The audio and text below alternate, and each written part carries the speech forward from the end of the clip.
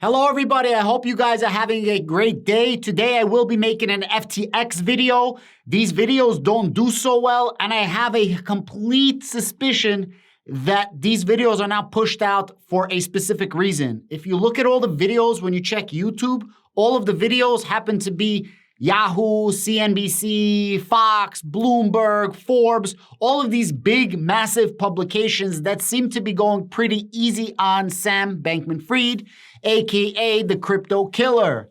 Guys, I made a couple of amazing videos when it comes to FTX, and in the beginning they were doing good, and all of a sudden silenced, shadow banned. Nobody's watching it.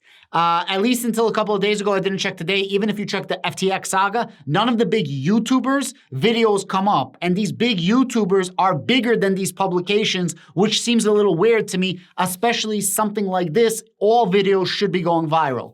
With that said, I'm still going to make the video. I don't care if I don't get any more views because I honestly like making these videos. The court documents are coming out. The filings with the courts are coming out. In this video, I'm going to show you the filings. I'm going to show you how much they owe. They owe over $3 billion and over $1.4 billion for the top 10 creditors. The total amount of creditors that they owe, nobody freaking knows, but the number is ramping up to over 1 million people that are owed. Besides for that, I wanted to showcase some of the donations that Sam Bankman-Fried and other execs from FTX made to politicians. And let's see, if this video is not going to take too long, then I might go over some other things. If this is something that you like, please do me a favor, like, share, subscribe, and even if you comment algo, just for like the algorithm, that helps a lot with YouTube. If you're feeling my type of content and like reporting that most people are not doing, well, then please like, share, subscribe, and make a comment down below. With that said, let's get right into the video. Guys, this is the actual court document. This is the case number, case 22-11068, JTD. If you want to look at court filings, I'm going to leave a link to this down below in this video in the description. It's really easy to follow, and you can find all of this. If you want to know where I find this, this is the link right here. But again, I will link this in the description. Now, this is the case. It says, filed and consolidated list of the top 50 creditors. In the beginning, it comes out that FTX owes 100 creditors. Then it comes out over 1 million creditors. And then I heard rumors that it could be somewhere between 1 million and 5 million creditors. Nobody really knows. If you go a little bit lower, they're going to give you the actual exhibits. And this is freaking remarkable. So these are the exhibits right here. Total 1 million. The top 10 is 1.4 billion. On the left-hand side are all the names and the files and stuff like that. It's on file. I don't have it in this publication, but I'm just going to show you this right-hand side right here.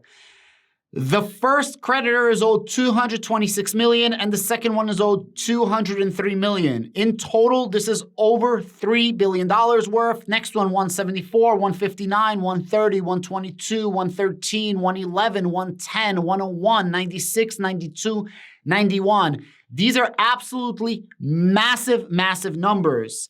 And as the case goes forward, as there's going to be more publications, you're going to get to see who is owed what. And now don't forget, John Ray III, who handled the Enron bankruptcy, who handled the reconstruction of Enron and other huge cases, says he's never in his 40 years of experience seen the type of shit that he sees going on with FTX. I made a full video on that. If you want to check it out, you can click right here. But essentially, they have an auditor that has an address on Decentraland in the metaverse on Ethereum. Now, I am a DeFi guy. I am a crypto guy, but even I can say that's weird as fuck. It don't make no sense if you ask me.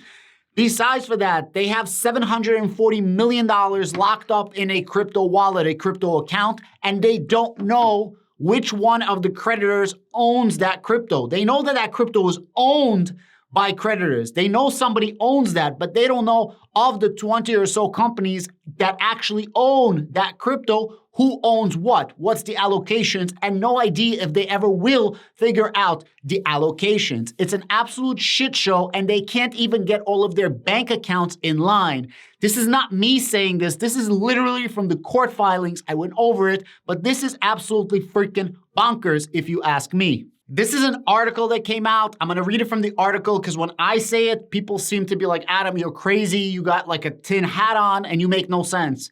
FTX founder Sam Bankman-Fried donated $40 million to political campaigns leading into the midterms. If you go a little bit lower, and it's not just Democrats, it is Democrats and Republicans between him and his executive officers. However, I would urge you to look into the Republican donations that they did, and it's very, very questionable the Republican parties or the Republican campaigns that they were investing into, but that's okay.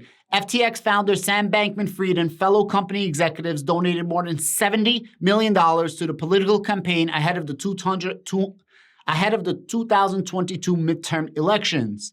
Meanwhile, Ryan Salem, a fellow FTX senior executive, donated more than $23 million primarily to Republican candidates and efforts. Remaining donations came from FTX engineering director Nishid Singh, who contributed $8 million to liberal efforts. Now, I did find this picture on the internet. On my video, I do break this down a little easier, but it's very easy for me to get this from the internet. Let me just make sense of this. Gary Gensler, this guy, he was head of the Commodities Exchange Commission before he became the SEC commissioner. But before he was head of the Commodities Exchange Commission, he was an MIT professor, a senior professor, working directly under a guy called Glenn Ellison. Glenn Ellison had the economics department at MIT and direct boss of Gary Gensler. This lady right here, Caroline Ellison, is the daughter of Glenn Ellison. Caroline Ellison, CEO of Alameda Capital, was also the girlfriend, still is, once upon a time was, of Sam Bankman-Fried. Sam Bankman-Fried went to MIT. Caroline Ellison went to MIT. Caroline's father, boss of Gary Gensler, both at MIT. And here goes your connection. The craziest, most interesting thing is, the person that took over Gary Gensler's spot as commissioner of the Commodities and Exchange Commission, who was also the deputy commissioner of the Commodities and Exchange Commission, working under Gary Gensler, who was nominated and appointed by Barack Obama, was a guy called Matt Legend. This guy then became compliance officer for FTX US. It seems super questionable, right? World Economic Forum. The person that's on the board of World Economic Forum is Linda Fried, aunt to Sam Bankman-Fried. World Economic Forum scrubs FTX page following crypto exchange's implosion. Guys, it's crazy. FTX was on the World Economic Forum page. Now it's not there. You know where else FTX was? Donate to Ukraine. They were the crypto exchange, or in part, the largest one of the largest ones, but they were directly associated with all of these donations for Ukraine. And they collapsed on the same day as the elections. Guys, it's crazy. At the end of the day, what we know is Sam Bankman-Fried literally killed cryptocurrency. Whether he's a frontman or not, this we don't know. Is there some coincidences? 100%. Is there something 100% concrete? Not that I personally know of. And we could only talk about what we know of. We know that they worked with World Economic Forum. We know that they worked with Donate to Ukraine. We know there's a connection to Gary Gensler, so on and so forth, so on and so forth. We know that they're a huge supporter of Congress. We know that they're a huge supporter of politicians, and it's absolutely freaking insane. And at the end of the day, we know that they owe at least over $3 billion to creditors. This is absolutely insane.